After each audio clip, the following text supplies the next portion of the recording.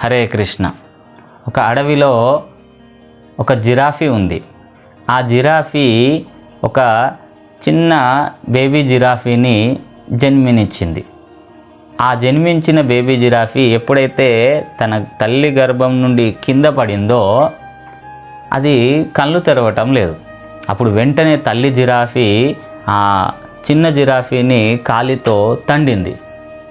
అప్పుడు ఆ చిన్న జిరాఫీ అనుకుంటుంది, నేను ఇప్పుడే పుట్టాను, మా అమ్మ ఇప్పుడే నన్ను తండుతుంది అని అనుకొని వెంటనే కళ్ళు తెరిచి చూసింది.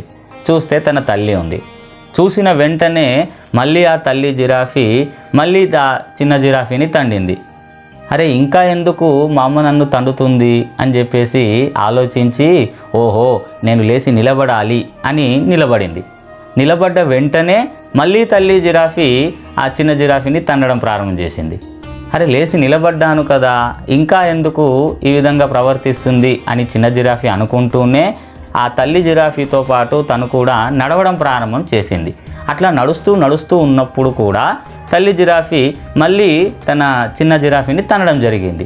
నడుస్తున్నాను కదా, ఇంకా ఎందుకు తండుతుంది మా అమ్మ అని ఆలోచిస్తున్న చిన్న జిరాఫీ, ఓహో మా అమ్మతో పాటు నేను కూడా పరిగెత్తాలి అని గ్రహించి తల్లి జిరాఫీతో ఈ చిన్న జిరాఫీ కూడా పరిగెత్తడం ప్రారంభం చేసింది.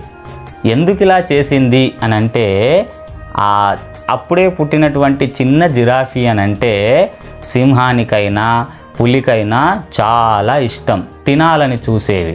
కాబట్టి ఆ చిన్న జిరాఫీని కాపాడడానికి తల్లి జిరాఫీ తండుతూ అట్లా నేర్పించింది. పాపం మూగజీవి కదండి, ఏమీ తెలియదు. కాబట్టి ఆ విధంగా నేర్పించింది ఆ తల్లి. ఒకవేళ చూడండి, ఆ తల్లి జిరాఫీ చిన్న జిరాఫీని తన్నకపోతే, పనిష్మెంట్ ఇవ్వకపోతే సింహమో ఒక పులో వచ్చి చిన్న జిరాఫీని తినేసేది. అట్లాగే మన తల్లిదండ్రులు కూడా మన గురువులు కూడా అప్పుడప్పుడు కాస్త ఇలా దురుసుగా ప్రవర్తించడము, తిట్టడము జరుగుతూ ఉంటుంది. దాన్ని మనము నాకెందుకు ఇలా చేస్తున్నారు అని నెగిటివ్గా తీసుకుంటే మోసపోయేది మనమే, నష్టపోయేది మనమే. కాబట్టి వాళ్ళ యొక్క ఏ విధంగా అయితే తల్లి జిరాఫీ తన చిన్న జిరాఫీని కాపాడుకుందో అట్లాగే మన గురువులు మన తల్లిదండ్రులు కూడా మనల్ని కాపాడుకోవడానికే అట్లా ప్రవర్తిస్తారు తప్ప అందులో ఎలాంటి కోపము కానీ ఆవేశము కానీ ఉండవు. దాన్ని మనం గ్రహించగలిగితే సరిపోతుంది. హరే కృష్ణ.